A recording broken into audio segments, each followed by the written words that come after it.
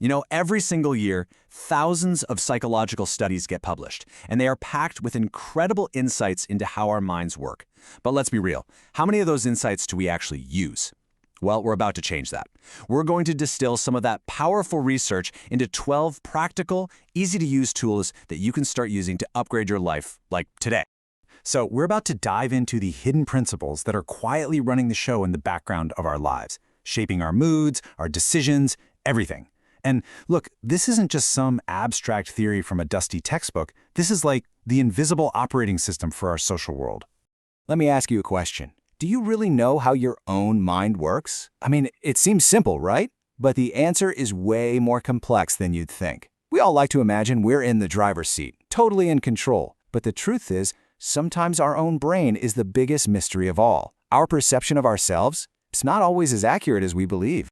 And that brings us to our first major clue, the Dunning-Kruger effect.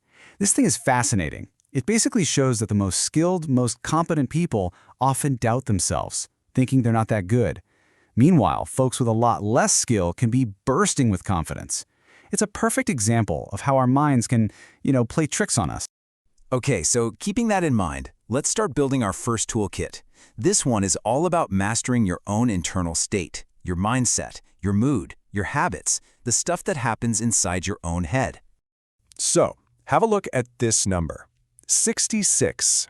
Any ideas? What could this possibly represent? It's not a trick, I promise, but it is a number that could totally change how you think about making changes in your life. Okay, here it is. That number, 66, is the average time it takes to actually form a new habit. Yeah, not 21 days like we've all heard, 66. And it happens in 3 tough stages. First, there's that uncomfortable push to get started. Then comes the really hard part in the middle, which is where most people give up. But if you can get through that, you hit the momentum phase, and that's when it finally sticks. All right, here's an even easier tool. Sunlight. Seriously, just sunlight. It's not just good for your body, it's amazing for your mind. That vitamin D you get from the sun, it acts like a powerful mood stabilizer. We're talking just 10 minutes of direct sunlight a day can trigger pleasure hormones in your brain. It's an instant mood boost. Now think about your music playlist for a second. It's doing way more than just giving you a soundtrack. It's actually shaping what you notice about the world. It's a thing called perceptual expectation. So if you're listening to sad, gloomy music, you'll start to notice all the sad, gloomy things around you. But if you switch to something upbeat, suddenly the world seems a little brighter. Your music is literally a filter for your reality. Okay, this next one is a little weird, but it's an incredible biohack.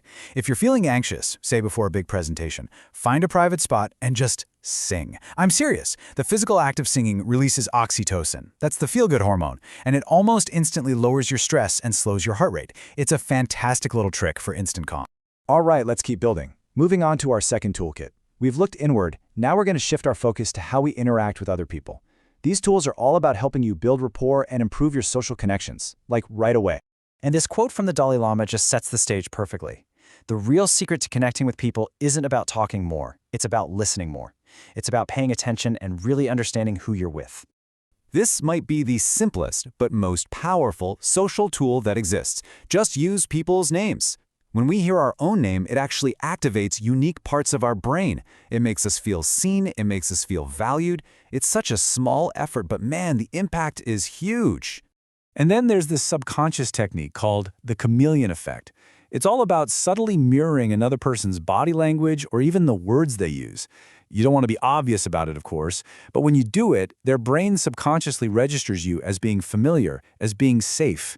It creates this instant bond, like you're both on the same wavelength. Here's a tip for making a great first impression that's kind of counterintuitive.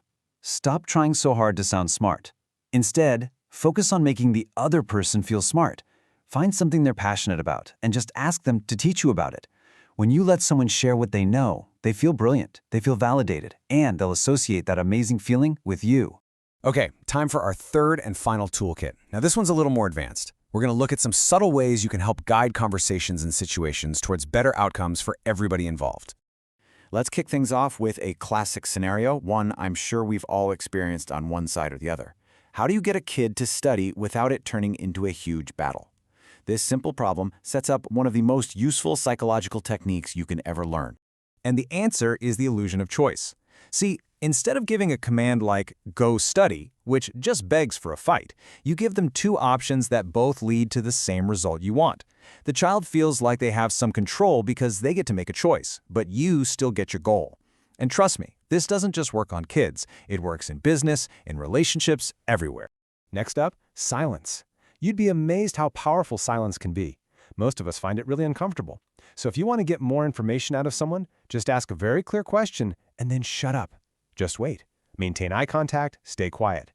They will almost always rush to fill that awkward silence, and in the process, they'll often tell you way more than they originally planned. And for our final tip, something you probably weren't expecting.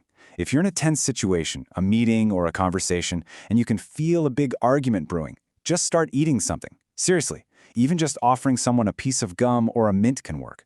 Psychologically, eating is a calming activity. It subconsciously tells everyone around that there's no threat, and it can de-escalate tension almost instantly. And there you have it. We've just put together a pretty powerful psychological toolkit, right? It's designed to help you out in so many areas of your life, from what's going on in your own mind to how you navigate the social world. So let's just do a quick recap of the 3 toolkits we built today. First, we focused on mastering your inner world, using things like habits, sunlight, and music to manage your mood. Second, we looked at how to enhance your social connections with names and mirroring. And third, we learned how to subtly influence outcomes for the better using choice and silence. These aren't just parlor tricks. They're real, research-backed ways to navigate life a little more smoothly. So the final question really is for you. This knowledge is powerful stuff. You can use it to build stronger relationships, to reach your goals, to create better environments for yourself and the people you care about.